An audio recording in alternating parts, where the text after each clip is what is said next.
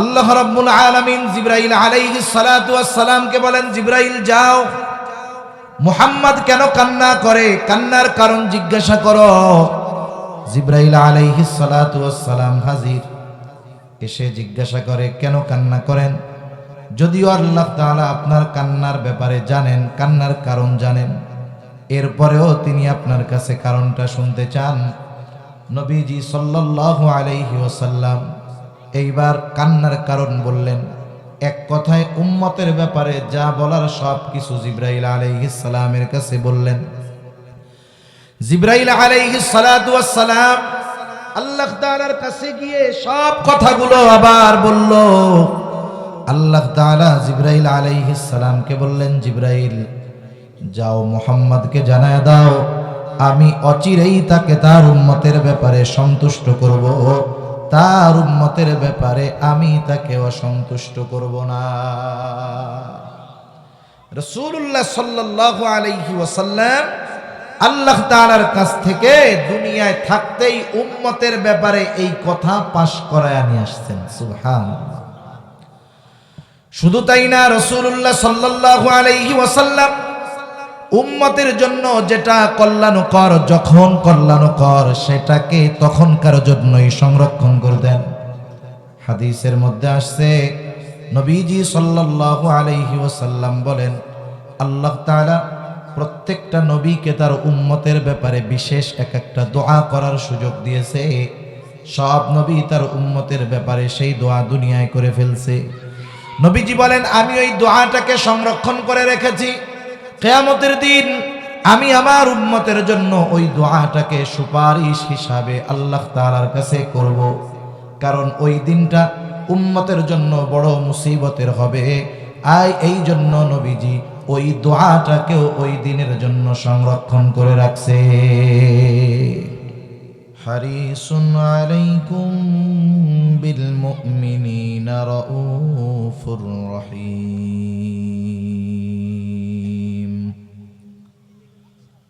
وقال رسول الله صلى الله عليه وسلم لا يؤمن أحدكم حتى أكون أحب إليه من والده وولده والناس أجمعين، أو كما قال النبي صلى الله عليه وسلم. صدق الله العلي العظيم وصدق رسوله النبي الكريم، ونحن على ذلك من الشاهدين والشاكرين، والحمد لله رب العالمين. سبحانك لا علم لنا إلا ما علمتنا إنك أنت العليم الحكيم. اللهم صل على محمد وعلى آل محمد كما صليت على إبراهيم وعلى آل إبراهيم إنك حميد مجيد. اللهم بارك على محمد وعلى آل محمد كما باركت على إبراهيم وعلى آل إبراهيم إنك حميد مجيد. আল্লাহর মহব্বতে আমরা একটু জবান খুলে জিকির করি, লা ইলাহা ইল্লাল্লাহ, লা ইলাহা ইল্লাল্লাহ। আমি কতক্ষণ করব? আমি কয়টা পর্যন্ত করব? 7:15 পর্যন্ত। লা ইলাহা ইল্লাল্লাহ, লা ইলাহা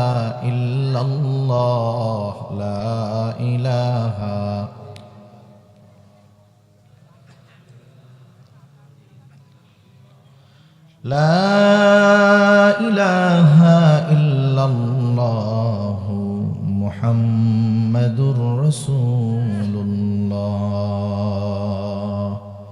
সাল্লাল্লাহু আলাইহি ওয়াসাল্লাম।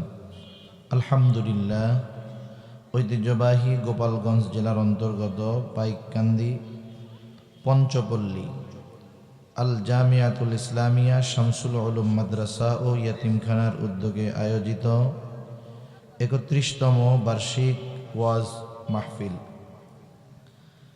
2 দিনব্যাপী এই ওয়াজ মাহফিলের সম্মানিত শ্রদ্ধেয় সভাপতি উস্তাজুল আসাতিজা শেখুল হাদিস আল্লামা আব্দুর রউফ সাহেব, শেখুল হাদিস গহরডাঙ্গা মাদ্রাসা টুঙ্গিপাড়া গোপালগঞ্জ। আমরা দোয়া করি আল্লাহ তাআলা হযরতকে সুস্থতার সাথে দীর্ঘ হায়াত দান করেন, সকলে বলি আমিন।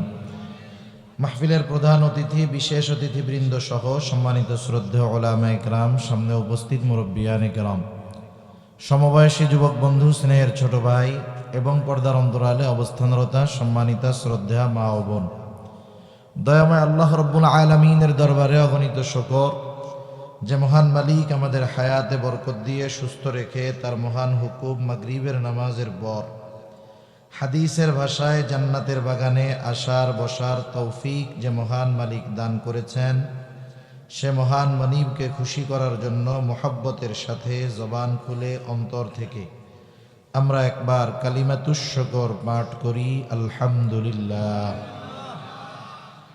অগণিত দুরুদ ও সালাম সৈয়দুল আম্বিয়া, আশরাফুল আম্বিয়া, খাতামুল আম্বিয়া, ইমামুল মুরসালিন, রহমাতুল লিল আলামিন মুহাম্মাদুর রাসূলুল্লাহ সাল্লাল্লাহু আলাইহি ওয়াসাল্লামের উপর।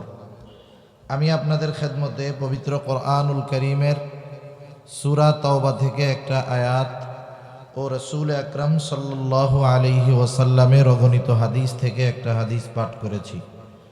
আল্লাহ তাআলার কাছে তৌফিক চাই, আল্লাহ তাআলা আমাকে কিছু কথা আপনাদের খেদমতে বলার সুযোগ করে দেন, যে কথাগুলো আমাদের সবার দুনিয়া এবং আখিরাতের জন্য কল্যাণকর হয়, সকলে বলি আমিন। সম্মানিত উপস্থিতি, আল্লাহ সুবহানাহু ওয়া তাআলা আমাদেরকে অজস্র অগণিত নিয়ামত দান করেছেন। আল্লাহ তাআলা স্বাভাবিকভাবে করুণা অনুগ্রহ তাদের উপরেই করা হয় যাদেরকে আল্লাহ তাআলা ভালোবাসেন। আল্লাহ তাআলা যে বান্দাকে ভালোবাসেন এর কিছু আলামাত বান্দার কর্মের মাধ্যমেও প্রকাশ পায়। বান্দার কর্মের মাধ্যমেও প্রকাশ পায় যে আল্লাহ তাআলা আসলে বান্দাকে ভালোবাসেন। এজন্য যারা নেক কাজ বেশি বেশি করতে পারে, দ্বীনের কাজের সাথে বেশি বেশি সম্পৃক্ত থাকতে পারে, বোঝা যায় এই দ্বীনি কাজের সাথে সম্পৃক্ত থাকার তৌফিক কে দেন। আর ভালো কাজ করলে, দ্বীনের কাজ করলে খুশি কে হন? আল্লাহ তাআলা হন। এখন দুনিয়ার নিজামটাও এরকম, আপনি তাকে দিয়েই আপনার পছন্দের কাজ করাবেন যাকে আপনি পছন্দ করেন। আপনার ভালো লাগার কাজটা আপনি তাকে দিয়েই করাবেন যাকে আপনার ভালো লাগে। সেজন্য বান্দা যদি নেকের কাজ করতে পারে, ভালো কাজ করতে পারে, এর দ্বারা বোঝা যায় আল্লাহ সুবহানাহু ওয়া তাআলার ভালোবাসা তার উপরে থাকার কারণেই ওই নেকের কাজ করা তার জন্য সহজ করে দিয়েছেন কে? ওই নেকের কাজটা যত কঠিন হোক, যেমন মনে করেন শীতের শুরু, এখন দিন যাবে, শীতের প্রবণতা, শীতের প্রকট আরো বাড়বে। এই শীতকে উপেক্ষা করে অনেক আল্লাহর বান্দা গভীর রাত্রে ঠান্ডা পানি দিয়ে উঠে অজু করে, ঠান্ডা পানি দিয়ে অজু করে শীতের ভিতরে আল্লাহ তাআলাকে সেজদা দিবে, তাহাজ্জুদ নামাজ পড়বে, মসজিদে এসে ফজরের নামাজ জামাতের সাথে আদায় করবে। এই যে কঠিন কাজটাও আল্লাহ তাআলা ভালোবাসার কারণে কিছু বান্দার জন্য সহজ করে দেয়। সুবহানাল্লাহ। এজন্য আমরা আল্লাহ তাআলার কাছে দোয়া করব, আল্লাহ সুবহানাহু ওয়া তাআলা আমাদেরকে সকল ধরনের ভালো কাজে বেশি বেশি সম্পৃক্ত থাকার তৌফিক দান করুন, সকলে বলি আমিন। যে কোনো ভালো কাজ ছোট হোক আর বড় হোক, এটাকে ছোট মনে করার কোনো সুযোগ নেই। কারণ রাসূলুল্লাহ সাল্লাল্লাহু আলাইহি ওয়াসাল্লাম বলেন, তোমরা কোনো ভালো কাজকে, নেকের কাজকে ছোট মনে করবা না, আবার কোনো গোনাকেও ছোট মনে করবা না। কারণ হতে পারে ওই ছোট ভালো নেকের কাজটার কারণে আল্লাহ তাআলা মাফ করে দিতে পারে, আবার ছোট অন্যায় ছোট গুনার কারণেও আল্লাহ তাআলা চাইলে শাস্তি দিতে পারেন কি পারেন না? পারেন। যেমন হাদিসের মধ্যে আসছে যে একজন দুশ্চরিত্রা মহিলা, সে রাস্তা দিয়ে যাচ্ছে, সে দেখলো একটা কুকুর পিপাসায় কাতরাচ্ছে। ওই সময় তো আর পানি পানের ওই রকম ব্যবস্থা ছিল না, কুয়া থেকে পানি তুলে পান করার মতো যোগ্যতা তো কুকুরের নাই। কুকুরের ওই অবস্থা দেখে ওই পাপী মহিলার কুকুরের প্রতি একটু দয়া অন্তরের মধ্যে জাগ্রত হলো। সে তার মোজাটাকে কুয়ার মধ্যে ফেলে ভিজায়া ওই মোজা দিয়ে পানি এনে কুকুরকে একটু পানি পান করাইল। কুকুরের তৃষ্ণা নিবারণ হলো। এতটুকু একটু ভালো কাজ আল্লাহ তাআলার কাছে এত পছন্দনীয় হয়েছে, নবীজি সাল্লাল্লাহু আলাইহি ওয়াসাল্লাম বলেন এই কারণে আল্লাহ তাআলা এই মহিলাকে মাফ করে দিবেন। সুবহানাল্লাহ। আরেকজন মহিলার ব্যাপারে নবীজি সাল্লাল্লাহু আলাইহি ওয়াসাল্লাম বলেন, সে একটা বিড়ালকে বেঁধে রাখছে, খাইতেও দেয় না ছেড়েও দেয় না, বিড়ালটা মারা গেছে। রাসূলুল্লাহ সাল্লাল্লাহু আলাইহি ওয়াসাল্লাম বলেন এতটুকু মন্দ কাজের কারণে আল্লাহ সুবহানাহু ওয়া তাআলা তাকে পরকালে শাস্তি দিবেন। এজন্য আমার আপনার সামনে যখন কোনো নেকের কাজ করার সুযোগ আসবে, নেকের কাজটা ছোট হোক, আমি ওই নেকের কাজটাকে কাজে লাগাবো, সুযোগটাকে কাজে লাগাবো। অল্প পরিমাণ হলেও ওই নেকের সাথে, কাজের সাথে আমি আপনি শরিক থাকবো। যেমন কথার কথা, অনেক সময় অনেক দিনই কাজে শরিক হওয়ার সুযোগ আছে। অনেকে চিন্তা করে আমি দিব, বড় অ্যামাউন্ট যদি না দেই লজ্জার ব্যাপার। কিন্তু চিন্তা করতে হবে ওই বড় অ্যামাউন্ট এখন নাই, দেওয়ার মতো অ্যাবিলিটি নাই, সেগুলো পেছনে থাক। আপনি আপনার নিয়তকে, আমি আপনার নিয়তকে পরিশুদ্ধ করে যদি 5টা টাকা 10টা টাকাও অন্তর থেকে ইখলাসের সাথে ওই কাজে শরিক হই, আশা করা যায় কেউ যদি 1,00,000 টাকাও দেয় ইখলাসবিহীন, আল্লাহ তাআলার কাছে ওই ইখলাসওয়ালা 10 টাকার দাম আরো বেশি হবে। ঠিক কিনা বলেন?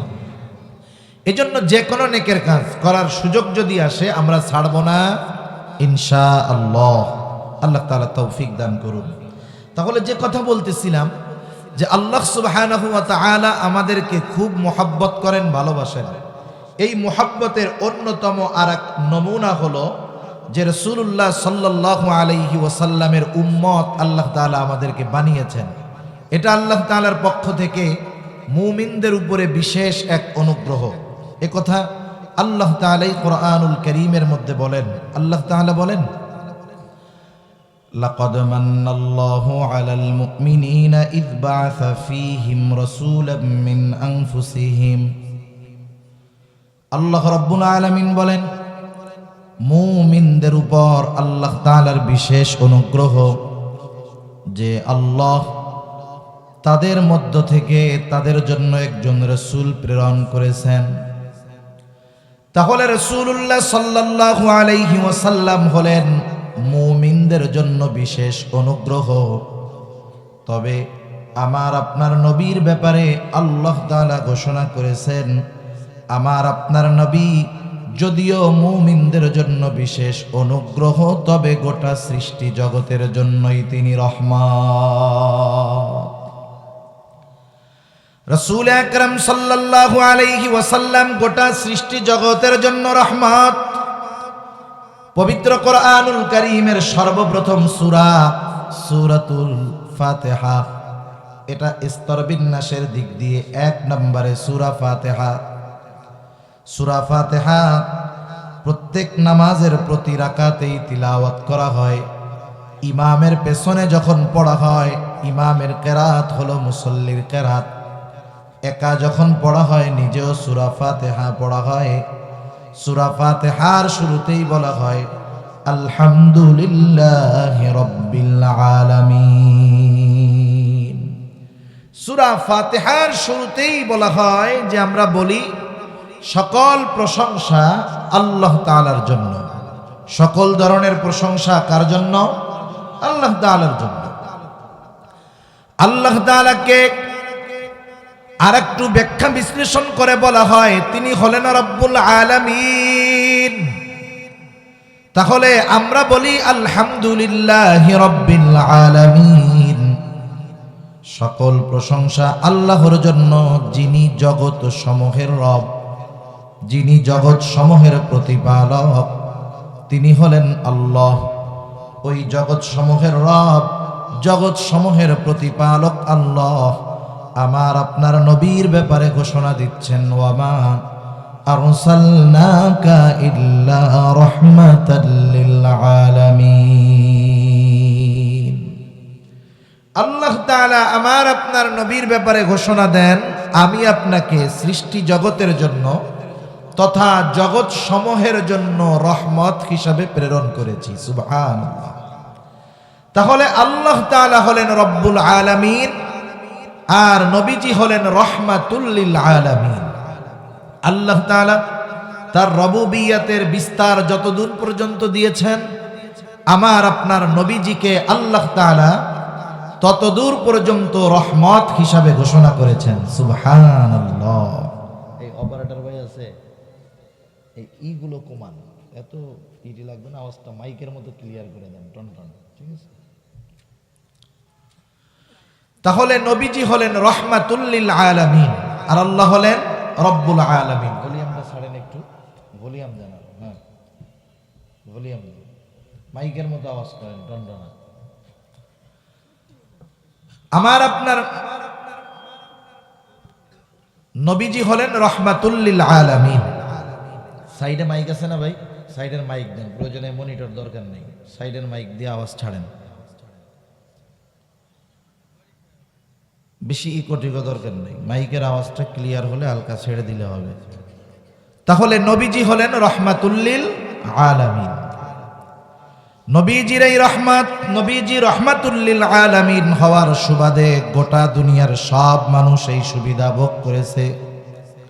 আওয়াজ আরো ছাড়েন, স্টেজের আওয়াজ আরো ছাড়েন মাইক। শুধু তাই না, কাফেররাও এই সুবিধা থেকে বঞ্চিত হয় নাই। রাসূল আকরাম সাল্লাল্লাহু আলাইহি ওয়াসাল্লামের সামনে একদিন আবু জেহেল এসে আল্লাহ তাআলার কাছে দোয়া করে বলে, আল্লাহ, সত্যই যদি আপনি কোরআন নাজিল করে থাকেন তাহলে আমাদের উপরে পাথর বর্ষণ করেন, নাইলে যন্ত্রণাদায়ক শাস্তি আমাদেরকে দেন। নবীজির সামনে এসে এই কথা বলার উদ্দেশ্য হলো সে নবীজি সাল্লাল্লাহু আলাইহি ওয়াসাল্লামকে টিটকারি করতেছে, খোঁচা মারতেছে। অনেক সময় দেখবেন সমাজের মধ্যে এই ধরনের কিছু মানুষ আছে, এক সময় সে অনেক ধনী মানুষ, টাকা পয়সাওয়ালা মানুষ, তার বাড়িতে আর একজন গরিব মানুষ কাজ করে, চাকরি করে। ওই অসহায় দরিদ্র মানুষটা বহুত মেহনত করে তার সন্তানটাকে লেখাপড়া শিখাইল। সন্তান লেখাপড়া শিখে দুনিয়ার লাইনে বড় অফিসার হয়েছে, বিসিএস ক্যাডার হয়ে গেছে। সমাজের মানুষ ওই দরিদ্র মানুষটার প্রশংসা করে আর ছেলেটারও প্রশংসা করে, আর বলে, দেখো অমকের ছেলে অমকে খুব কষ্ট কইরা পড়াইছে, গরিব মানুষ, তার ছেলেটা এখন বড় অফিসার। মানুষ যখন এই ধরনের কথাবার্তা বলতেছে, ওই সময় ওই জায়গায় ওই লোকটাও উপস্থিত, যেই লোকটার বাড়িতে ওই অফিসারের বাবা কাজ করত, চাকরি করত। মানুষের অবস্থা হলো এইরকম। আমরা অনেক সময় আমাদের সামনে অপর আর একজন অনুপস্থিত আর একজনের প্রশংসা শুনলে অনেক সময় গা চুলকায় আমাদের। তখন আমি খুঁজতে থাকি ওর কোন দোষটা পাওয়া যায়। এইবার ওই লোকটার গা চুলকাইতেছে এই কথাগুলো শুনে। সে বলতেছে, অমকে যত বড় অফিসার হয় হোক, তাতে কি আসে যায়? ওর বাবাও কয়দিন আগেও আমার বাড়িতে কামলা দিয়া খাইত। এখন বলেন তো, এখানে এই বিষয়টা আনার কারণ কি? কারণ হলো ওই লোকের সন্তানের ওই উন্নতি, সম্মান, অগ্রগতি, এটা এর ভালো লাগতেছে না। এই জন্য বলে যে দেখ কত বড় হইলে হবে কি, ও আমার বাড়িতে ওর বাপ কয়দিন আগে কামলা দিয়া খাইত। আবার অনেক সময় এরকম বলে না যে এমন কিছু খবর তার কানে আসছে যেটা তার পছন্দনীয় নয়, মাঝে মধ্যে বলে এরকম যে এই জিনিস দেখার আগে আমার মরণ হলো না কেন, এরকম বলে কি বলে না? বলে। এখন বলেন তো ওই টাইমে যদি আজরাইল আইসা বলে আচ্ছা আপনি যেহেতু মরতে চান চলেন আপনার হায়াত শেষ, সে কি ওই কথা বলবে যে না আসলে আমি তো কথার কথা বলছি? আবু জেহেল যদিও বলতেছে আল্লাহ পাথর মারেন, নবীজির সামনে বলতেছে, বলার দ্বারা উদ্দেশ্য কি? উদ্দেশ্য হলো নবীজিকে একটু টিটকারি করা। ভাই মাইকের স্টেজের আওয়াজটা আর একটু বাড়ান, মাইকের আওয়াজ বুঝে নাই মনে হয় নাকি? সমস্যা আছে? সমস্যা থাকলে থাক, ভোল্টেজ কম কি বলেন?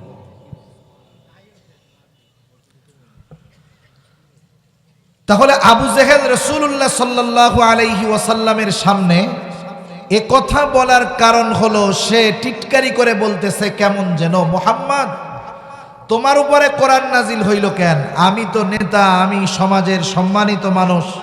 আল্লাহ রে কেমন জানি বলতেছে, আল্লাহ আপনি আমার উপরে কোরআন নাজিল না কইরা ওর উপরে কেন করলেন? রাসূলুল্লাহ সাল্লাল্লাহু আলাইহি ওয়াসাল্লামকে সামনে নিয়ে আবু জেহেল এই ধরনের কথা বলা উদ্দেশ্য হলো নবীজিকে খাটো করা, ছোট করার চিন্তা। কিন্তু আবু জেহেল বোঝে নাই আল্লাহ রাব্বুল আলামিন ও আবু জেহেলের এই কথার জবাব পাঠিয়ে দিয়েছেন। মক্কার মুশরিক আবু জেহেল যদিও তারা শিরকের সাথে জড়িত ছিল, কিন্তু কোরআনুল কারীমের মধ্যে আল্লাহ রাব্বুল আলামিন জানায় দেন এই মক্কার মুশরিকরা কিন্তু আল্লাহ তাআলার অস্তিত্বে বিশ্বাসী ছিল। নাস্তিকেরা কিন্তু আল্লাহ তাআলার অস্তিত্বে বিশ্বাস করে না, তারা বলে স্রষ্টা বলে কিছুই নাই। কিন্তু আবু জেহেল উতবা সাইবা এটা বলতো না যে আল্লাহ তাআলা বলতে কিছুই নাই, বরং তারা যে আল্লাহ তাআলার অস্তিত্বে বিশ্বাসী ছিল সে কথা কোরআনুল কারীমে আল্লাহ তাআলা জানায় দেন। আল্লাহ রাব্বুল আলামিন বলেন, ওয়ালা ইন সাআলতাহুম মান খালাকাস সামাওয়াতি ওয়াল আরদ লা ইয়াকুলুন্নাল্লাহ।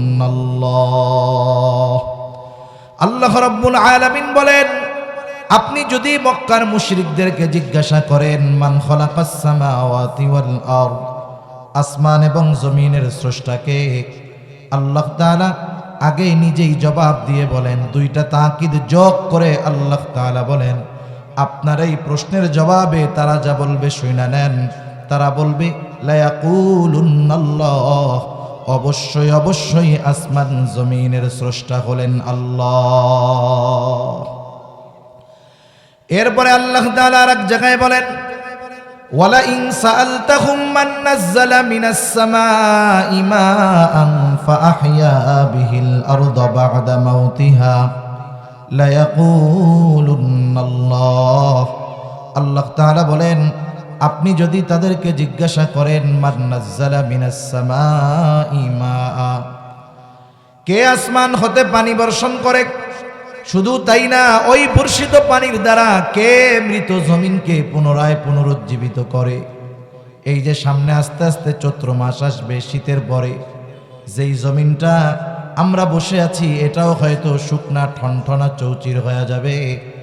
এই যে দেখেন ওই শক্ত জমিনের উপরে যখন আসমান হতে পানি বর্ষণ করা হয়, এখন তো আধুনিক প্রযুক্তি, মোটর আছে, স্যালো মেশিন আছে, কিন্তু একটা সময় অবস্থা এমনটা ছিল না।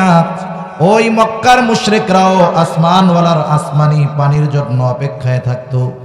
আল্লাহ তাআলা সেই কথাই বলেন, আপনি যদি তাদেরকে জিজ্ঞাসা করেন কে আসমান হতে পানি বর্ষণ করে এবং ওই বর্ষিত পানির দ্বারা কে মৃত জমিনকে পুনরায় পুনরুজ্জীবিত করে, অর্থাৎ ফসল উৎপাদনের অনুপযুক্ত জমিনটাকে কে উপযুক্ত করে তোলে, আল্লাহ তাআলা জানায় দেন ওরা ওদের দেবদেবীদের কথা বলবে না, ওরা কি বলবে, লা ইয়াকুলুন্নাল্লাহ, অবশ্যই অবশ্যই এগুলো যিনি করেন তিনি কে? বৃষ্টি দেন আল্লাহ, এই জমিনকে ফসল উৎপাদনের উপযুক্ত করে তুলেন আল্লাহ। শুধু তাই না, আপনি যদি তাদেরকে তাদের স্রষ্টার ব্যাপারে জিজ্ঞাসা করেন যে তাদেরকে সৃষ্টি করেছে, আল্লাহ তাআলা বলেন, ওয়ালা ইন সাআলতাহুম মান খালাকাহুম লা ইয়াকুলুন্নাল্লাহ, আপনি যদি তাদেরকে জিজ্ঞাসা করেন তাদের স্রষ্টাকে, তারা তাদের দেবদেবীদের কথা বলবে না, নাস্তিকদের মতো বলবে না এমনিই আমরা হয়ে গেছি, বরং এই প্রশ্নের জবাবেও তারা বলবে লা ইয়াকুলুন্নাল্লাহ, অবশ্যই অবশ্যই আমাদের স্রষ্টা হলেন আল্লাহ। তাহলে এগুলার দ্বারা এ বিষয়টা বোঝা যায় যে আল্লাহ সুবহানাহু ওয়া তাআলার ব্যাপারে, অস্তিত্বের ব্যাপারে মক্কার মুশরিকেরা বিশ্বাসী ছিল, তবে তাদের শিরক এত জঘন্য পর্যায়ের ছিল যে তারা নিঃসন্দেহে বেঈমান। শুধু তাই না, আবু জেহেল দোয়া করে, নবীজি এক হাদিসের মধ্যে বলেন আবু জেহেল দোয়া করেছে, আল্লাহ তাআলা আবু জেহেলের দোয়াও কবুল করেছেন। বদরের যুদ্ধের দিন সকালবেলায় আবু জেহেল আল্লাহ তাআলার কাছে দোয়া করে, বলে আল্লাহ, আজকের এই দিনে যারা হকের উপরে আছে, সত্যের উপরে আছে, আপনি তাদের বিজয় দান করেন।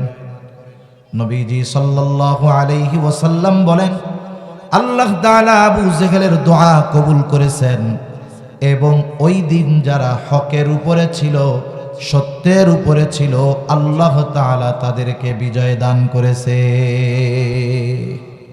ওই আবু জেহেল আল্লাহ তাআলার কাছে দোয়া করতেছে, বলে আল্লাহ, সত্যই যদি আপনি কোরআন নাজিল করে থাকেন তাহলে আমাদের উপরে পাথর বর্ষণ করেন, নাইলে যন্ত্রণাদায়ক শাস্তি আমাদের দেন।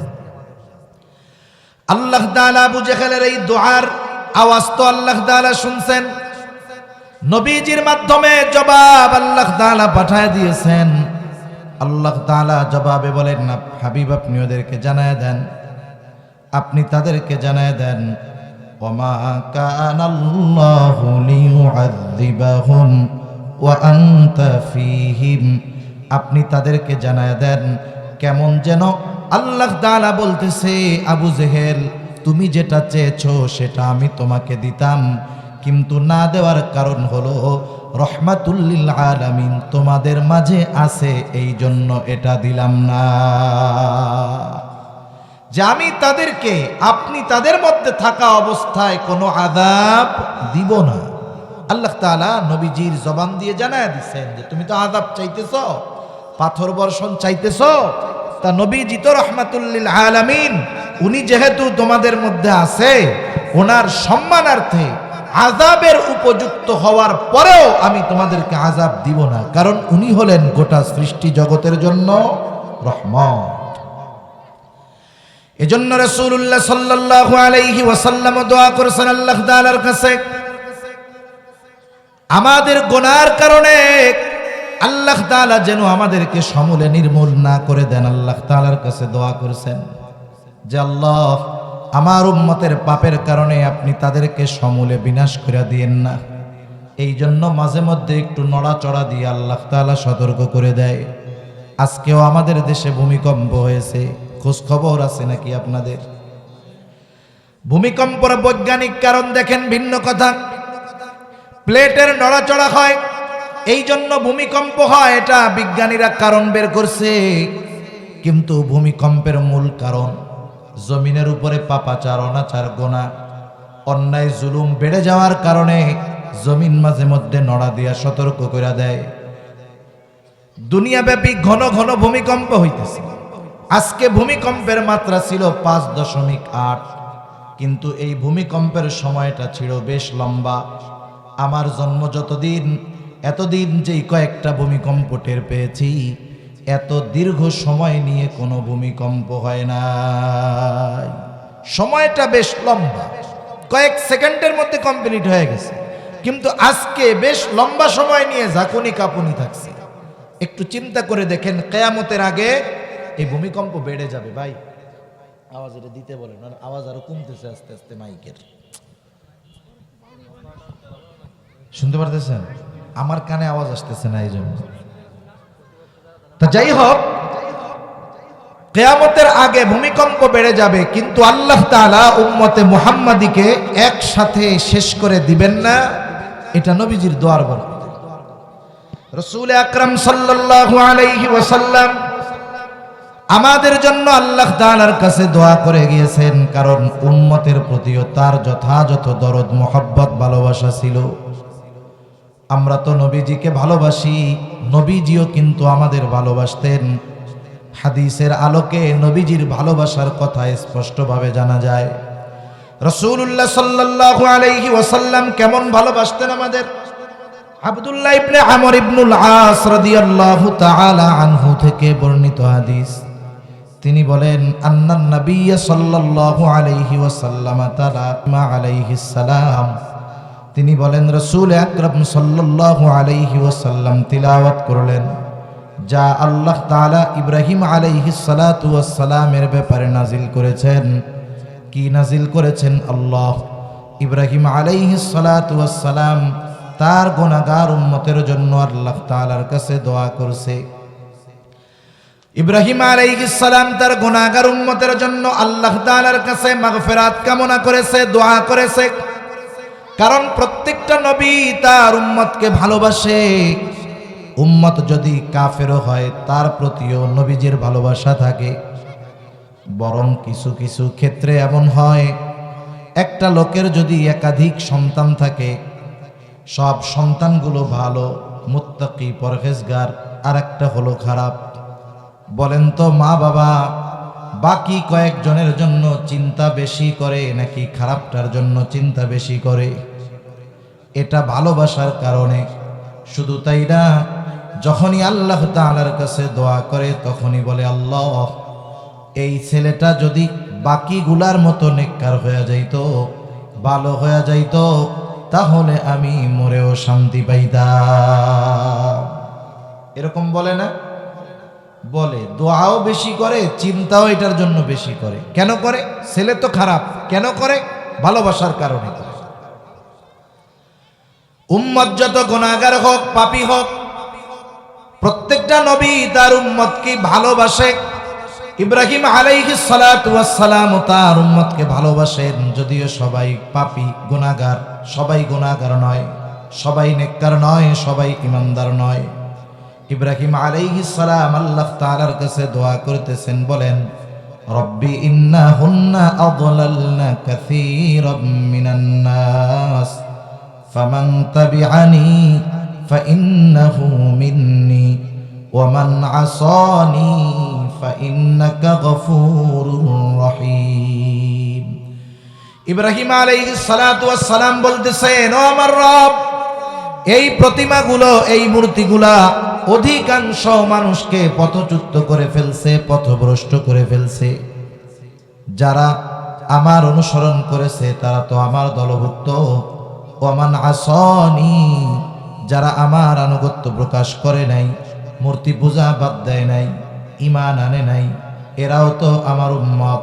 আল্লাহ, কেমন যেন ইব্রাহিম আলাইহিস সালাম বলতেছে, আল্লাহ যদিও এরা পাপী তথাপিও তো এরা আমার উম্মত, সুতরাং আপনি তাদেরকে ক্ষমা করে দেন।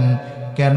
ফাইন্নাকা গফুরুর রহিম, আপনি হলেন দয়াময়, আপনি হলেন ক্ষমাশীল, আপনি হলেন অতিশয় দয়ালু। সেই জন্য আমার এই গুনাহগার উম্মত গুলাকেও আপনি মাফ করে দেন। وقال عيسى عليه الصلاة والسلام إن تعذبهم فإنهم عبادك। ঈসা আলাইহিস সালাতু ওয়াস সালাম তার গুনাহগার উম্মতের জন্য দোয়া করেছে। ঈসা আলাইহিস সালাম বলতেছে, আল্লাহ ইন তুআযিবহুম ফাইন্নাহুম ইবাদুক, আপনি যদি তাদেরকে শাস্তি দেন তারা তো আপনারই উম্মত, আর আপনি যদি তাদেরকে ক্ষমা করে দেন, ওয়া ইন তাগফির লাহুম ফাইন্নাকা আনতাল আজিজুল হাকীম, আর আপনি যদি তাদেরকে ক্ষমা করে দেন, আপনি তো আজিজ, আপনি তো হাকিম, আপনি তো মহাপরাক্রমশালী, মহাপ্রজ্ঞাময়। আল্লাহ, আপনি যদি আমার উম্মত, আপনার বান্দা এদেরকে ক্ষমা করে দেন, কেউ আপনার কাছে জিজ্ঞাসা করবে না, জবাবদিহিতা চাইবে না। এর কারণ হলো আপনি হলেন মহাপরাক্রমশালী আর মহাপ্রজ্ঞাময়। এই দুই নবী গুনাহগার উম্মতের জন্য দোয়া করছে। রাসূল আকরাম সাল্লাল্লাহু আলাইহি ওয়াসাল্লামের অন্তরের মধ্যে উম্মতের মুহাব্বতের জোশ উঠে গেছে। নবীজি এবার আল্লাহ তাআলার কাছে দোয়া করতেছে গুনাহগার উম্মতের জন্য। নবীজি দুই হাত উঁচু করে দিয়েছে। ফারাফা ইয়াদাইহি, নবীজি দুই হাত উঁচু করে দিয়া বলতেছে ওয়াকালা আল্লাহুম্মা উম্মতি উম্মতি ওয়া বাকা। নবীজি হাত উঁচু করে কান্না করতেছে আর বলে আল্লাহ আমার উম্মত আমার উম্মত আমার উম্মত। নবীজি শুধু এই বাক্যটা বলতেছে। বলেন তো আর কিছু নবীজি বলুক আর না বলুক, কিন্তু এতটুকু বলার দ্বারা নবীজি মূলত কি বলতে চায় এটা আল্লাহ তাআলা বোঝেন কি বোঝেন না। কিছু বিষয় আছে যেগুলো কিছু বলা লাগে না, অবস্থা দেখে বোঝা যায় যে আসলে কি বলতে চায়। যেমন মাদ্রাসায় বৃহস্পতিবার বিকালবেলা আসরের পর ছোট ছাত্র আইসা কান্না করতেছে, ওস্তাদের সামনে হেফজখানায় মক্তবে কান্না করতেছে। এখন বলেন তো বৃহস্পতিবার বিকাল বেলায় যদি কোনো ছাত্র আইসা হুজুরের সামনে কান্নাকাটি করে, তাহলে হুজুরের কি বুঝতে বাকি আছে কান্না কেন করতেছে? কথা বুঝেন নাই? কেন কান্না করে বলেন? বাড়ি যাওয়ার জন্য ছুটি চায়। এখন ওর তো কান্নার গতি শুধু বাড়ে। হুজুর বলে তুমি যত কান্নাকাটি করো কোনো লাভ নাই, কান্নাকাটি করলে লাভ নাই। কেন কান্না করতেছো না বললে কোনো লাভ হবে না। এইবার ছেলেটার কান্নার গতি আরো বাইরা যায়। এক সময় কাঁদতে কাঁদতে বলে হুজুর আমি একটু বাড়িতে যাইতে চাই। তখন হুজুর হাসি দিয়া বলে যাও, আগামী দিন শুক্রবার সন্ধ্যার আগে আবার ফিরে আসবা। এই যে দেখেন কান্নার কারণ বোঝার পরেও জবান দিয়ে শুনতে চাওয়ার কারণ হলো এটা ওস্তাদ ছাত্রের একটা মহব্বত ভালোবাসার বিষয়। যদিও নবীজি কি বলতে চায় সব কিছু আল্লাহ তাআলা জানেন বোঝেন, এরপরেও আল্লাহ তাআলা তার হাবিবের জবান দিয়ে বিষয়গুলো শুনতে চায়। আল্লাহ রাব্বুল আলামিন জিবরাইল আলাইহিস সালাতু ওয়াস সালামকে বলেন জিবরাইল যাও, মুহাম্মদ কেন কান্না করে কান্নার কারণ জিজ্ঞাসা করো। জিবরাইল আলাইহিস সালাতু ওয়াস সালাম হাজির, এসে জিজ্ঞাসা করে কেন কান্না করেন। যদিও আল্লাহ তাআলা আপনার কান্নার ব্যাপারে জানেন, কান্নার কারণ জানেন, এরপরেও তিনি আপনার কাছে কারণটা শুনতে চান। নবীজি সাল্লাল্লাহু আলাইহি ওয়াসাল্লাম এইবার কান্নার কারণ বললেন। এক কথায় উম্মতের ব্যাপারে যা বলার সব কিছু জিবরাইল আলাইহিস সালামের কাছে বললেন। জিবরাইল আলাইহিস সালাতু ওয়াস সালাম আল্লাহ তাআলার কাছে গিয়ে সব কথাগুলো আবার বলল। আল্লাহ তাআলা জিবরাইল আলাইহিস সালামকে বললেন জিবরাইল যাও মুহাম্মদকে জানায়া দাও আমি অচিরেই তাকে তার উম্মতের ব্যাপারে সন্তুষ্ট করব, তার উম্মতের ব্যাপারে আমি তাকে অসন্তুষ্ট করব না। রাসূলুল্লাহ সাল্লাল্লাহু আলাইহি ওয়াসাল্লাম আল্লাহ তাআলার কাছ থেকে দুনিয়ায় থাকতেই উম্মতের ব্যাপারে এই কথা পাশ করায় নিয়ে আসছেন। সুবহানাল্লাহ। শুধু তাই না, রাসূলুল্লাহ সাল্লাল্লাহু আলাইহি ওয়াসাল্লাম উম্মতের জন্য যেটা কল্যাণকর, যখন কল্যাণকর সেটাকে তখনকার জন্যই সংরক্ষণ করে দেন। হাদিসের মধ্যে আসছে নবীজি সাল্লাল্লাহু আলাইহি ওয়াসাল্লাম বলেন আল্লাহ তাআলা প্রত্যেকটা নবীকে তার উম্মতের ব্যাপারে বিশেষ এক একটা দোয়া করার সুযোগ দিয়েছে। সব নবী তার উম্মতের ব্যাপারে সেই দোয়া দুনিয়ায় করে ফেলছে। নবীজি বলেন আমি ওই দোয়াটাকে সংরক্ষণ করে রেখেছি, কিয়ামতের দিন আমি আমার উম্মতের জন্য ওই দোয়াটাকে সুপারিশ হিসাবে আল্লাহ তাআলার কাছে করব। কারণ ওই দিনটা উম্মতের জন্য বড় মুসিবতের হবে। এই জন্য নবীজি ওই দোয়াটাকেও ওই দিনের জন্য সংরক্ষণ করে রাখছে। শুধু তাই না, নবীজি উম্মতের চিন্তায় থাকতেন। যখন প্রাথমিক দিকে দাওয়াত দেওয়া শুরু করেছেন নবীজি সাল্লাল্লাহু আলাইহি ওয়াসাল্লাম, প্রাথমিক দিকে যখন দাওয়াত দেন কাফেররা দাওয়াত গ্রহণ করেন। নবীজি কোনো অপরিচিত পরিবেশে গিয়ে দাওয়াত দেন নাই।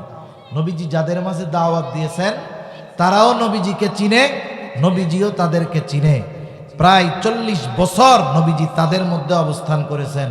শুধু তাই না, নবীজির আখলাকে, নবীজির আচরণে মুগ্ধ হয়ে মক্কার কাফেররাই নবীজিকে উপাধি দিয়েছে আল আমিন আস-সাদিক। ঠিক কিনা বলেন? এটা তো নবুয়ত পাওয়ার পরে যে পাইছেন উপাধি তা না, বরং এটা নবুয়ত প্রাপ্ত হওয়ার আগেই মক্কার মুশরিকরা, মক্কার কাফেররা নবীজি সাল্লাল্লাহু আলাইহি ওয়াসাল্লামকে এই উপাধি দিয়ে দিয়েছেন। শুধু তাই না, নবীজির সত্যবাদিতার ব্যাপারে তারা কত বড় আস্থাশীল ছিল।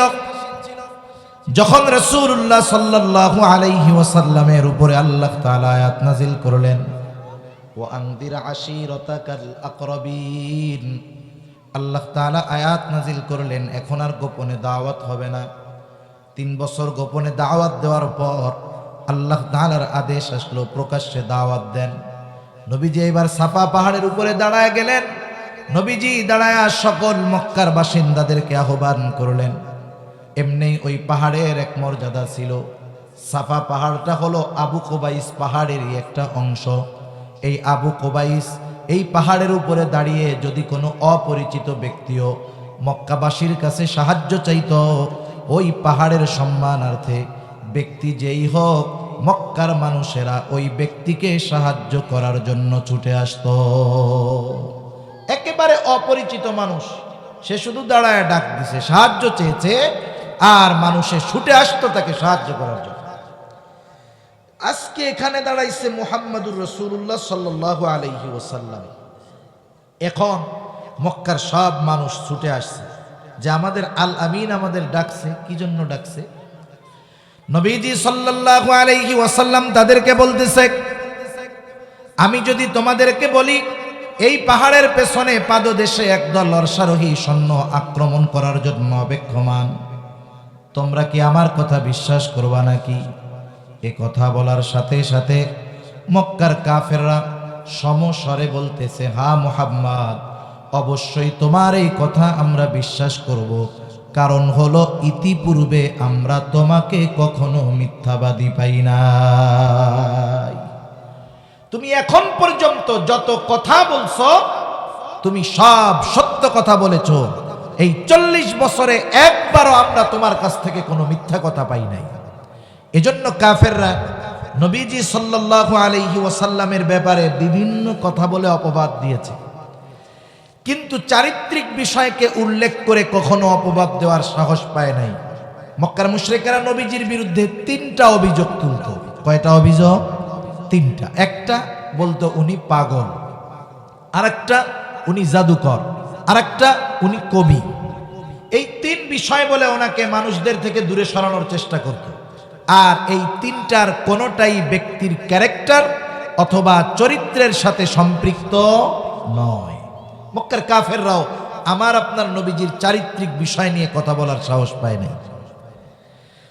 রাসূলুল্লাহ সাল্লাল্লাহু আলাইহি ওয়াসাল্লাম দেখেন ওই পরিবেশে মানুষেরা তাকে এত পরিমাণ চিনে, ওই পরিবেশে নবীজি যখন দাওয়াত দিছেন কাফেররা দাওয়াত গ্রহণ করে নাই, আপনজন কাছের মানুষেরা দাওয়াত কবুল করে নাই।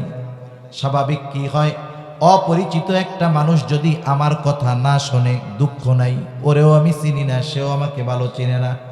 কিন্তু বলেন তো, যারা আমাকে আপনাকে চিনে, কাছের মানুষ, তাদের কাছে যখন কোনো সত্য কথা বলা হবে, তারা যদি ওই কথা বিশ্বাস না করে, বলেন তো কষ্ট বেশি লাগবে নাকি কম লাগবে? আপনি সত্য কথা বলতেছেন, আপনার আত্মীয় স্বজন, কাছের মানুষ, বন্ধু বান্ধব, চাচা, বাবা, মা বিশ্বাস করে না, এটা কষ্টের কারণ। নিজের উপরে একটা প্রেশার আসবে, ডিপ্রেশন, টেনশন, চিন্তা আসবে। নবীজিও চিন্তায় পড়ে গেছে, না রে, এরা আমার যত কাছের হোক, যত পরিচিত হোক, এরা যদি আমার কথা না মানে, বিশ্বাস না করে, ঈমান না আনে, এদের ঠিকানা হবে জাহান্নাম। নবীজি সাল্লাল্লাহু আলাইহি ওয়াসাল্লাম চিন্তায় খানা দানা কমে গেছে, অসুস্থ হয়ে গেছেন, দুর্বল হয়ে গেছেন নবী। আল্লাহ তাআলা ওহী নাজিল করে জানায় দেন, লাআল্লাকা বাখিউন নাফসাকা আল্লা ইয়াকুনু মুমিনিন। আল্লাহ তাআলা বলেন, তারা ঈমান না আনার কারণে আপনি নিজেকে নিজে নিঃশেষ করে দিবেন। তার মানে উম্মতের চিন্তায় নবীজি কত বিভোর ছিলেন, উম্মতের চিন্তায় কতটা চিন্তিত ছিলেন। উম্মত ঈমান না আনার কারণে রাসূল আকরাম সাল্লাল্লাহু আলাইহি ওয়াসাল্লাম চিন্তায় অসুস্থ হয়ে যাইতেন। শুধু তাই না, রাসূল আকরাম সাল্লাল্লাহু আলাইহি ওয়াসাল্লাম উম্মতের দ্বারা যখন কোনো কষ্ট পেয়েছেন, উম্মতের প্রতি মোহাব্বত ভালোবাসা থাকার কারণে উম্মতের প্রতি বদদোয়া করেন নাই। নবীজি যখন মক্কা থেকে তায়েফে গেছেন, তায়েফের কাফেরেরা নবীজিকে দলবদ্ধভাবে পাথর মারা শুরু করলো।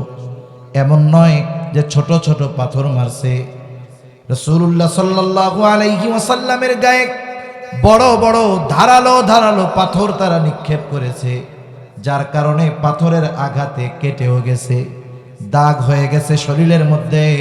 আয়েশা সিদ্দিকা রাদিয়াল্লাহু তাআলা আনহা নবীজিকে একদিন গার মধ্যে দাগ দেখা বললেন, ইয়া রাসূলুল্লাহ, আপনার কি কখনো বসন্ত হয়েছিল নাকি? নবীজি বলেন, না, আমার তো কখনো বসন্ত হয় নাই। তাইলে আপনার গায়ের মধ্যে এই দাগগুলো কিসের? নবীজি বললেন, আয়েশা, আমি যখন দ্বীনের দাওয়াত নিয়ে তায়েফে গিয়েছিলাম, তায়েফের মানুষ বুঝতে পারে নাই তারা আমাকে যেই পাথর নিক্ষেপ করেছিল এইগুলো হলো তাদের নিক্ষিপ্ত পাথরের দাগ। রাসূল আকরাম সাল্লাল্লাহু আলাইহি ওয়াসাল্লামের সাথে যায়েদ রাদিয়াল্লাহু তাআলা আনহু ছিলেন, কিন্তু একা তিনি ঠেকায় পারেন না। রাসূলুল্লাহ সাল্লাল্লাহু আলাইহি ওয়াসাল্লাম পাথরের আঘাতে রক্তাক্ত জর্জরিত, গায়ের পোশাক ভিজে, গা বেয়ে বেয়ে রক্ত পড়ে জুতার মধ্যে ঢুকে রক্ত শুকায়া জুতা পায়ের সাথে আটকে গেছে। স্বাভাবিক সময়ে আমরা যখন রক্তদান করি 200-250 গ্রাম রক্ত যদি দেহ থেকে বের করা হয়, অনেক সময় জ্ঞান খারাপ হয়ে যায়, সেন্সলেস হয়ে যায়। রাসূলুল্লাহ সাল্লাল্লাহু আলাইহি ওয়াসাল্লাম পড়ে যাইতেন, আবার উঠতেন, বলতেন, বলো লা ইলাহা ইল্লাল্লাহ তুফলিহু, তোমরা সফল হয়ে যাওয়া। ক্লান্ত নবীজি দুর্বল দেহ নিয়ে বিকেল বেলায় সন্ধ্যার আগে এক আঙ্গুর বাগানের পাশে একটু বিশ্রাম নিচ্ছেন। ইতিমধ্যে জিবরাইল আলাইহিস সালাতু ওয়াস সালাম হাজির। জিবরাইল আলাইহিস সালাতু ওয়াস সালাম আয়েশা সালাম দিয়া বলে, ইয়া রাসূলুল্লাহ, এই সম্প্রদায় আপনার সাথে কেমন আচরণ করেছে আপনার মালিক সেটা দেখছে। আজকে আমি একা আসি নাই, আল্লাহ তাআলা আরেকজন ফেরেশতাকে আমার সাথে পাঠিয়েছে, যে ইতিপূর্বে কখনো আপনার কাছে আসে নাই। আজকেই সে প্রথম আসছে, ইতিপূর্বে সে আপনার কাছে কখনো আসে নাই। নবীজি সাল্লাল্লাহু আলাইহি ওয়াসাল্লাম বলেন, ওই ফেরেশতা এসে আমাকে সালাম দিল। সালাম দেওয়ার পরে বলে, ইয়া রাসূলুল্লাহ, এরা আপনার সাথে কেমন আচরণ করেছে আপনার মালিক সব দেখছে। তিনি আমাকে আপনার কাছে পাঠিয়েছেন আপনার আদেশ পালন করার জন্য। আপনি যদি চান, আপনি যদি নির্দেশ দেন, 2 পাহাড় দিয়ে এই তায়েফবাসীকে এমনভাবে পিষে দেওয়া হবে, এখানে একটা জনবসতি ছিল তার কোনো অস্তিত্ব থাকবে না, একেবারে পিষে দেওয়া হবে। একটু চিন্তা করে দেখেন, একটু আগে যাদের দ্বারা আঘাতপ্রাপ্ত হয়েছেন, রক্তাক্ত হয়ে দুর্বল হয়ে ক্লান্ত হয়ে গেছেন, গড়ে এখনো রক্ত শুকায় নাই, রক্তের দাগও শুকায় নাই। নবীজি কেমন মায়া মোহাব্বত উম্মতের উপরে ছিল। শুধু যে ওনার সময় যারা ছিল তা নয়, বরং কিয়ামত পর্যন্ত সব অনাগত উম্মতের প্রতি নবীজি দরদ দেখায় গিয়েছে। যারা ওই সময় ছিল তাদের জন্য দরদ ছিল, যারা ওই সময় ছিল না, কিয়ামত পর্যন্ত আসবে, তাদের জন্য নবীজি দরদি ছিলেন। সুবহানাল্লাহ। ফেরেশতা এই কথা বলার পরে নবীজি বিশ্রাম করতেছিলেন, একটু উঠে বসলেন। উঠে বসে নবীজি বলতেছে, কেমন যেন নবীজি বলতেছে, তুমি তো বলতেছো 2 পাহাড় একত্রে মিশায়া ওদেরকে পিষে দিয়ে দেই, শেষ করে দেই, নিশ্চিহ্ন হয়ে যাবে, আপনি নির্দেশ দেন। নবীজি বললেন, শোনো, তুমি তো এই কথা বলো, বাল আরজু আন ইয়াখরুজাল্লাহু মিন আসলাবিহিম মান ইয়াবুদুল্লাহা ওয়াহদাহু ওয়া লা ইউশরিকু বিহি শাইআ।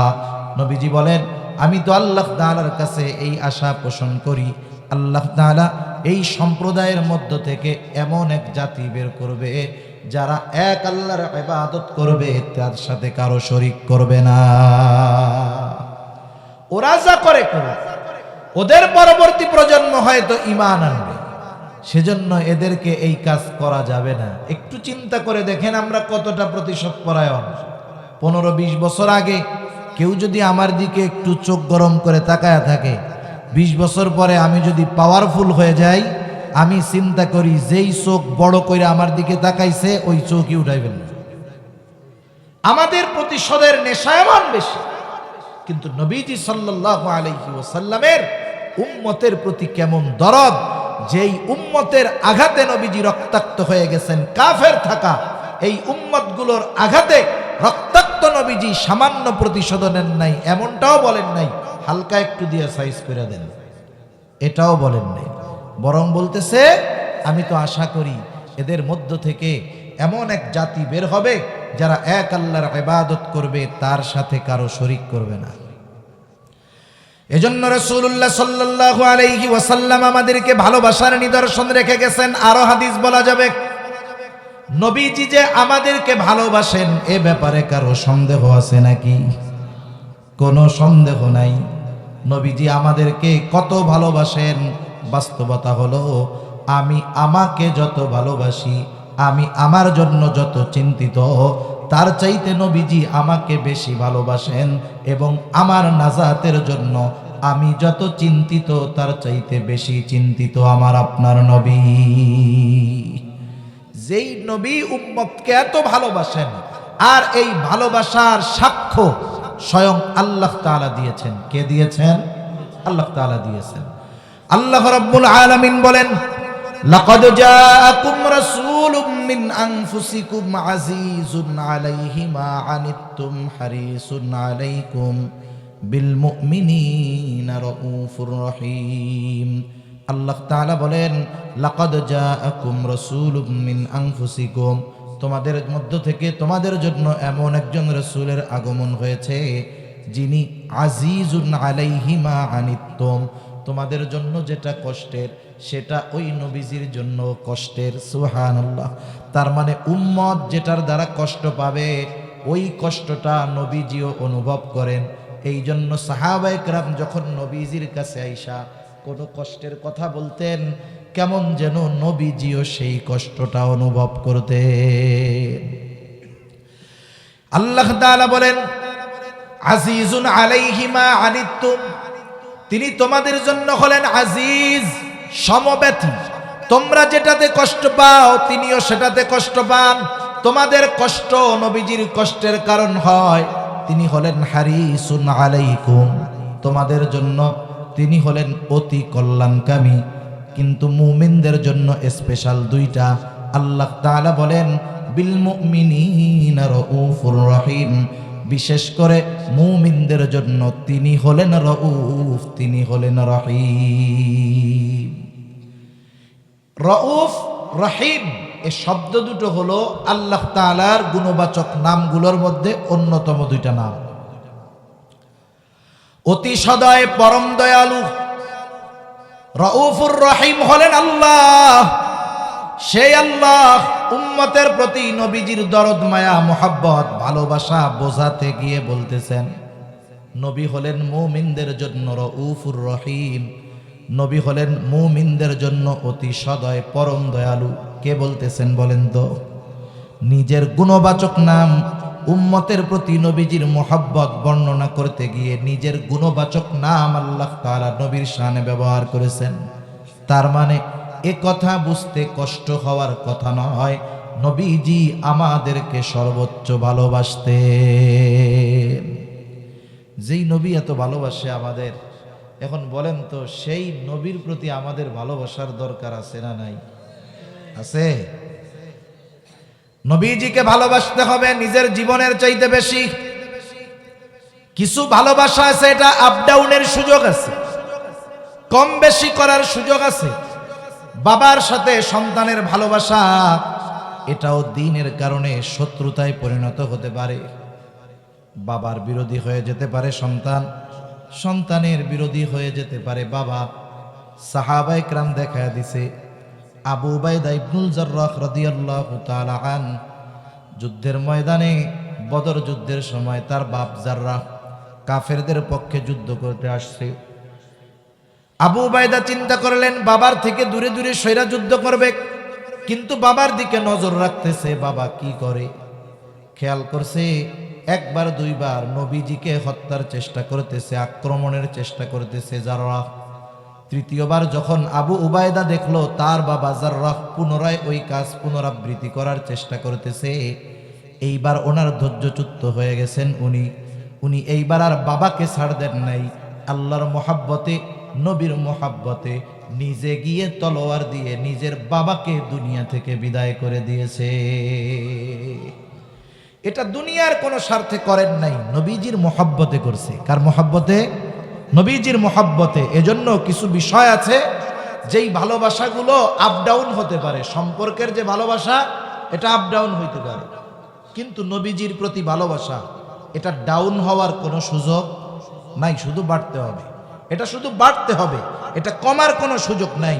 আর এই ভালোবাসা যত বাড়বে ইমান তত মজবুত হবে, ঠিক কিনা বলেন? কারণ এই ভালোবাসার সম্পর্ক ইমানের সাথে। কিসের সাথে? ইমানের সাথে। নবীজিও সে কথা বলেন। নবীজি বলেন, লা ইউমিনু আহাদুকুম হাত্তা আকুনা আহাব্বা ইলাইহি মিন ওয়ালিদিহি ওয়া ওয়ালাদিহি ওয়ান নাসি আজমাইন। নবীজি বলেন, তোমাদের মধ্যে কেউ ততক্ষণ পর্যন্ত মুমিন হতে পারবে না যতক্ষণ না সে সন্তান সন্ততি পিতামাতা এক কথা সকলের চাইতে আমি নবীকে বেশি ভালো না বাসবে। যতক্ষণ না নবীকে সবচাইতে বেশি ভালোবাসা যাবে ততক্ষণ কেউ পরিপূর্ণ মুমিন হতে পারবে না।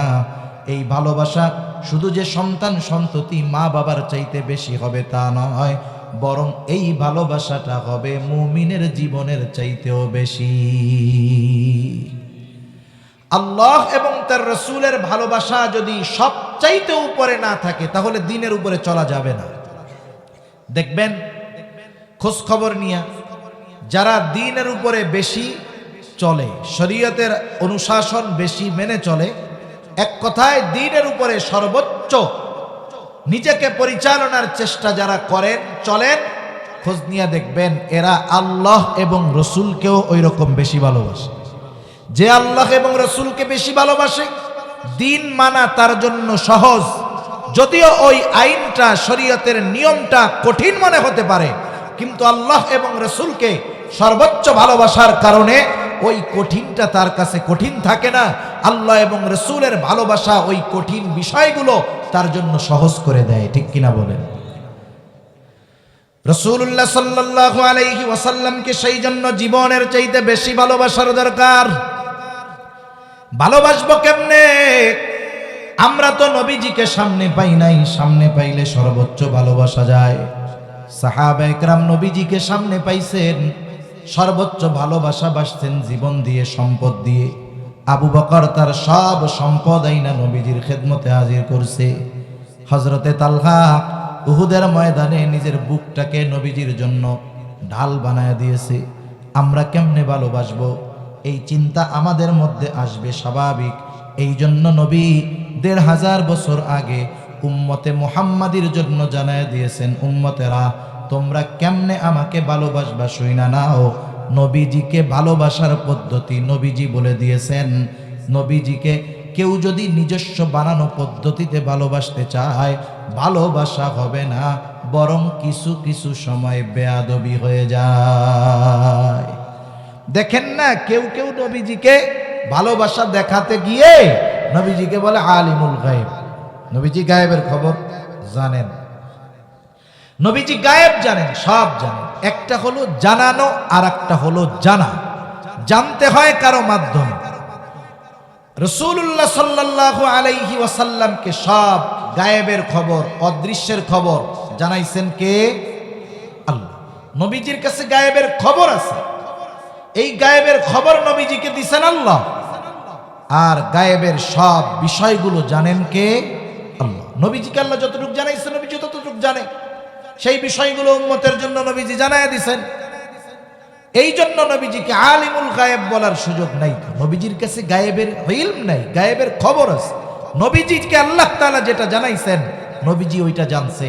এখন যদি কেউ ভালোবাসতে গিয়ে নবীজিকে আল্লাহর সমকক্ষ দাঁড় করায়া দেয়, বলেন তো এটা ভালোবাসা হবে না বেয়াদবি হবে? একটা লেভেল আছে, যে যেই লেভেলের তাকে সেই লেভেলে রাখলে অসম্মান হয় না, বরং ওই লেভেল থেকে উঁচু লেভেলে যদি কেউ মুখ দিয়া বলে এটা আরো অপমান করা হয়। কথার কথা ধরেন, মাফ করবেন, আমি বোঝানোর জন্য বলতেছি। মনে করেন একজন ভ্যান চালাইতেছে, ভ্যান চালক আছে না, ভ্যান চালায়। এখন গরমের দিন, প্রচন্ড গরম, ভ্যান চালায়া যাচ্ছে, আপনার এক জায়গায় যাওয়ার দরকার, সে খুব জোরে চালায়া যাইতেছে ভ্যানটা। আপনি তারে ডাক দিলেন, ও পাইলট দাঁড়াও। ভ্যানওয়ালারে কি বললেন? জোরে বলেন না, কি বললো? পাইলট। বলেন তো পাইলট হইতে হইলে কি করতে হয়? মন চাইলেই হওয়া যায় নাকি? বেসরকারিভাবে পাইলট হইতে হয় টাকা, মিনিমাম খরচ হবে। আবার টাকা থাকলেই হবে না, তাকে শিক্ষা থাকতে হবে। এখন ওই লোক যদি একটু বোধ সম্পন্ন হয় তাহলে বলবে, ভাই চালাই ভ্যান, ভ্যানওয়ালা কোন পাইলট টাইলট কোয়েন না। কি বলবে? চালাই ভ্যান, ভ্যানওয়ালাই বলেন, পাইলট মাইলট বললেন না।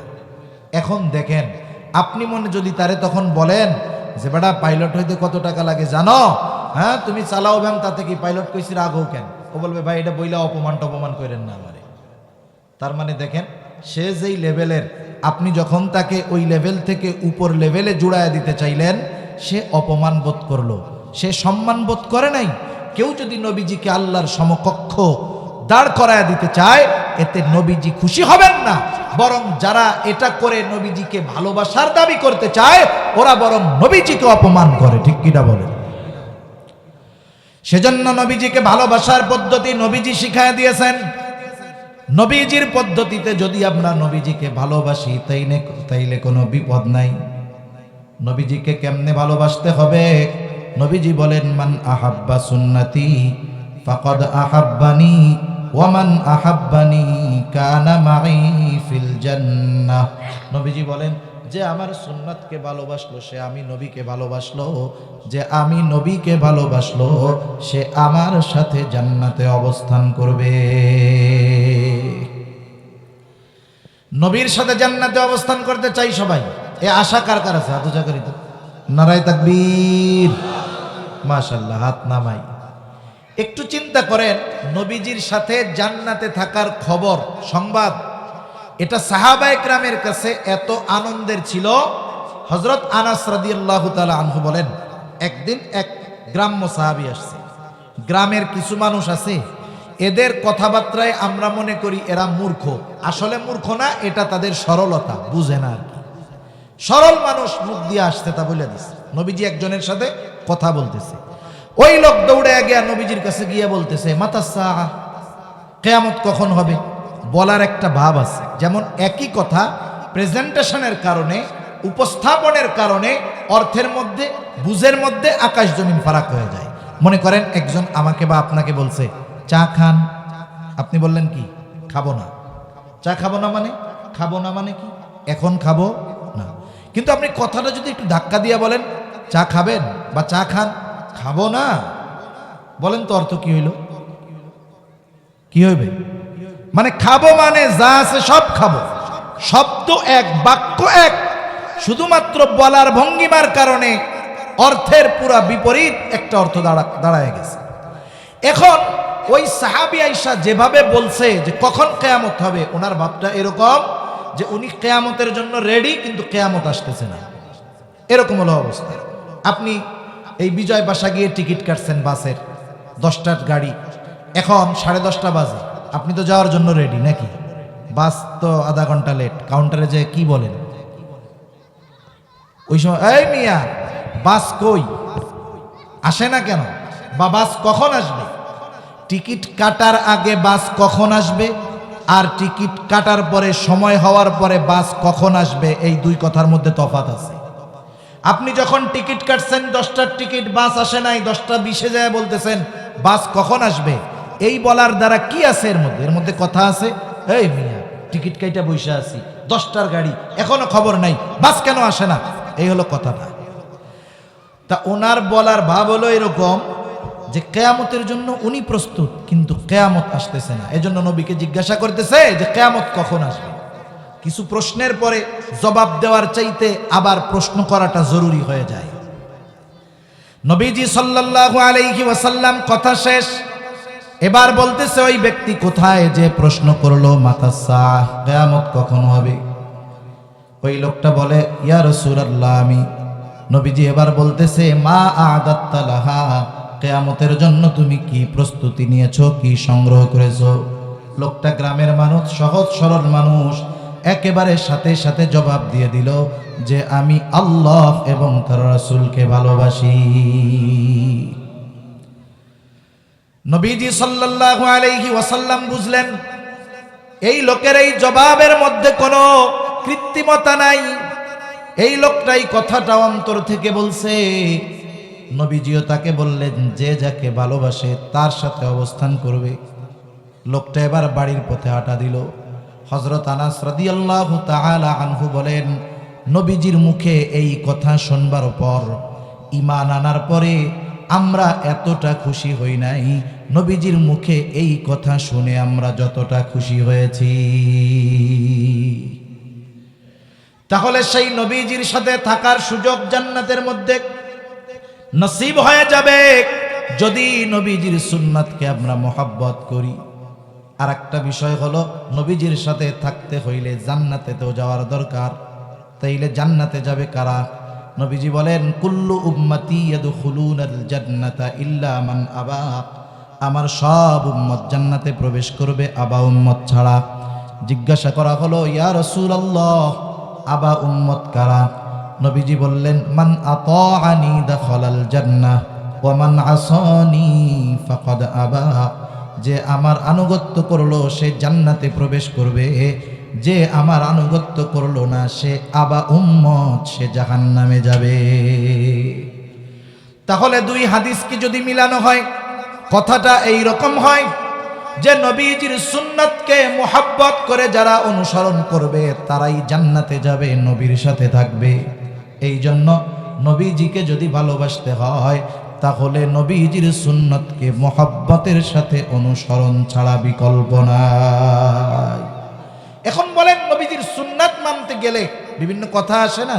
যেমন যুবক মানুষ কথার কথা মনে করেন দাড়ি রাখবে, দাড়ির কথা কেন কয় হুজুররা বেশি?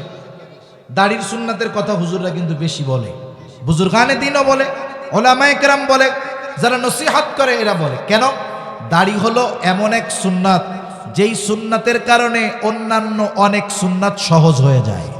দাড়ি হলো এমন এক সুন্নাত যেই সুন্নাতের কারণে অনেক বড় বড় গুনাহ থেকে বাঁচা যায়। যেমন দেখবেন মানুষও এটা দাড়িওয়ালাদের কাছে আশা করে। মনে করেন একজন লোকের দাড়ি আছে, নামাজ কালাম কিচ্ছু পড়ে না, সে একটা বাটপারি করছে, মিথ্যা কথা বলছে। মানুষ কি বলে, আরে মিয়া দাড়ি মুখে নিয়ে মিথ্যা কথা কইলা। এ কথা বলার দ্বারা তার দাড়ির প্রতি যে শ্রদ্ধা, মোহাব্বত, ভালোবাসা, এটার একটা বহির্প্রকাশ পাওয়া গেছে। ও আশা করে না যে দাড়ি মুখে নিয়ে কেউ মিথ্যা কথা বলে। এজন্য দাড়ির সুন্নাতের কথা বলা হয় আর কি। এই দাড়ির এক সুন্নাত পালন করলে অনেক সুন্নাত সহজ হয়ে যায়। এখন মনে করেন যুবক মানুষ কলেজে পড়ে, দাড়ি নেই, দাড়ি রাখার কথা যদি ওরে বলা হয়, ও যে কজগুলো দেখায়, কারণগুলো দেখায় না রাখার, এর মধ্যে একটা হলো বলবে, হুজুর এখন কলেজে মাত্র পড়ি, সবাই ভাইয়া বলে, আর যখন দাড়ি টাড়ি রাখবো ভাইয়া টাইয়া কবে না, দেখবেন ওই বাসের হেল্পার, বাপের বয়সী, দাদার বয়সী, ও আমার কাকা ডাকবে। বুঝেন নাই? কি ডাকবে? চাচা ডাকবে। এখন তো ভাইয়া বলে। আবার দেখেন কতজন দাড়ি রাখে না, পড়াশোনা শেষ, চাকরি করে, দাড়ি রাখেন, নামাজ কালাম পড়েন না, বিয়া শাদী করি এরপরে দাড়ি রাখি। কেন? বলে বিয়ে শাদী করার আগে দাড়ি রাখলে ভালো মেয়েরা পছন্দ করবে না। এখন বলেন তো, যেই মেয়ে দাড়ি আর দাড়িওয়ালারা পছন্দ করে না, সে ভালো মেয়ে কেমন? ঠিক কিনা বলেন? তুমি যতই চেহারা দেখে বিবাহ করো না কেন, তার জন্য তুমি তোমার মুখটাকে যতই ক্লিয়ার রাখো না কেন, যেই মেয়ে মনে করে দাড়ি আর দাড়িওয়ালা ভালো না, ওই মেয়ে ঘরে আসার পরে আখেরাতে কি আছে জানি না, দুনিয়ায় মিনি জাহান্নাম তুমি দেখতে পাবা। এজন্য সাবধান। দাড়ির সুন্নাত হলো এমন সুন্নাত, দাড়ি রাখতে গিয়া যদি কারো চাচা বা দাদা যে কোনো কথা বা তিরস্কার শুনতে হয়, শোনা লাগুক, অসুবিধা নেই। দুনিয়ায় দাড়ি রাখার কারণে, সুন্নাতের উপরে চলার কারণে যদি কেউ তিরস্কার করে, ওই তিরস্কারকে যদি হজম করা যায়, আশা করা যায় এই কারণে আল্লাহ তাআলা তাকে জান্নাত পুরস্কার দিয়ে দিবে। সর্বশেষ একটা কথা একটু চিন্তা করে ভাববেন, বাড়িতে গিয়ে ভাববেন, চিন্তা করবেন। যারা সুন্নাতের উপরে আছেন তারাও চিন্তা করবেন, যারা নাই তারাও চিন্তা করবেন। বলেন তো, প্রতিনিয়ত আমাদের দেশে লোকজন মারা যায় কি যায় না? আমাদের অঞ্চলেও মারা যায়, সব জায়গায় মারা যায়। একটা লোক মারা গেল, মারা যাওয়ার পর তাকে গোসল দেওয়া হলো, কাফন পরানো হলো, জানাজা দেওয়া হলো, লাশের খাটিয়া নিয়ে লাশটাকে নিয়ে যাওয়া হলো কবরের পাশে। এইবার লাশটাকে কবরে নামানো হবে। বলেন তো এই কবরে নামানোর সময় একটা দোয়া পড়ে, দোয়াটা আপনাদের জানা আছে? বিসমিল্লাহি ওয়া আলা মিল্লাতি রাসূলিল্লাহ, বিসমিল্লাহি ওয়া আলা মিল্লাতি রাসূলিল্লাহ। এই দোয়াটা আমরা সারা জীবন পড়ে গেলাম, সারা জীবন পড়ি। আমি মারা গেলেও পড়বে, অন্য কাউকে কবরস্থ করার সময়ও পড়বে।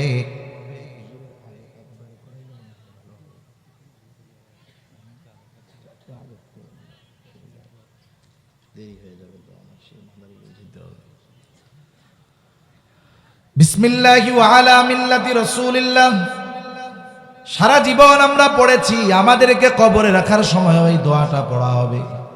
কিন্তু পড়লাম, কিন্তু এই দোয়ার সারমর্ম কি এটা হয়তো আমরা অনেকে বুঝি নাই। একটা শব্দের শুধু শাব্দিক অর্থ দিয়ে ওই শব্দের গভীরতা নির্ণয় করা যায় না। এই জন্য দেখবেন যারা শাব্দিক অনুবাদ পড়ে আলেম হতে চায়, হাদিস বিশারদ হতে চায়, ওরা এক সময় গিয়ে দেখা যায় হাদিস অস্বীকারীও হয়ে যায়। ঠিক কিনা বলেন? এই জন্য শাব্দিক জ্ঞান অর্জনের সাথে সাথে এই শব্দের গভীরতা বোঝার জন্য দীর্ঘদিন উলামায়ে কেরাম মেহনত করার পরে একটা শব্দের তাৎপর্য পূর্ণভাবে অনুধাবন করতে পারে। দোয়ার মধ্যে আমরা মূলত যেই কথাটা বলি, বুজুর্গানে দিন বলেন, কথাটা মূলত হলো এইরকম: আল্লাহ তাআলার নামে এখন এমন এক ব্যক্তিকে আমি কবরস্থ করতেছি, যেই ব্যক্তির গোটা জীবন সুন্নাতের উপরে ছিল, সে সুন্নাতের অবস্থায় মরছে এবং তাকে যখন কবরস্থ করা হচ্ছে তখনও সে সুন্নাতের উপরে আছে। এই দোয়া বইলা যেই লোকটাকে কবরে রাখা হলো, দেখা গেল ওই লোকটার মুখেই দাড়ি নাই। এখন বলেন তো এই দোয়া বা এই কথা তার জন্য সত্য হবে না মিথ্যা হবে? হায়াত মৌতের কথা বলা যায়, যে সুন্নাতের উপর নাই সে যদি মারা যায় এই দোয়া তার জন্য সত্য হবে না, এ দোয়া হবে তার জন্য মিথ্যা। আখেরাতের এই অনন্তকালের সফরের প্রধান ঘাঁটি, প্রথম ঘাঁটি কবর। এই সফর তাকে শুরু করানো হবে একটা মিথ্যা দিয়া। এর পরবর্তী অবস্থা কি হবে আল্লাহই ভালো জানে। ঠিক কিনা বলেন? এজন্য আমরা নবীজির সুন্নাতকে মুহাব্বতের সাথে অনুসরণ করব তো ইনশাআল্লাহ। সুন্নাত মানতে গিয়ে কেউ যদি তিরস্কার বলে, যে ভাইয়া বলার কথা সে যদি চাচা বলে, বলুক, কোনো অসুবিধা নাই। দাদা বলে বলুক, অসুবিধা নাই। তিরস্কার করে করুক, অসুবিধা নাই। মোল্লা বলে, জঙ্গি বলে বলুক, এই কথাটুকু যদি দুনিয়ায় হজম করতে পারি, এই তিরস্কারটা আখেরাতে এই কথাগুলোর কারণে জান্নাত পুরস্কার পাওয়া যাবে ইনশাআল্লাহ। আল্লাহ তাআলা আমাদের সবাইকে বুঝবার তৌফিক দান করুন। সর্বশেষ, এই যে সুন্দর প্রতিষ্ঠান, অনেক সুন্দর লাগে না দেখতে? মসজিদ সুন্দর, মাদ্রাসা সুন্দর, পরিচালনায় যারা আছে সুন্দর, যারা সহযোগিতা করে সব সুন্দর। যেহেতু আপনারা মাদ্রাসার মোহব্বতে আসছেন, সর্বশেষ পরেও আলোচনা হবে, আগামী দিনও হবে। তা আমি একটু আপনাদের কাছে আরজ করি, মাদ্রাসার মোহব্বতে কেউ যদি থাকেন, 5,000, 10,000, 2,000, 3,000, 1,000 একটু মেহেরবানি করে নগদে যদি থাকে দিতে পারেন, না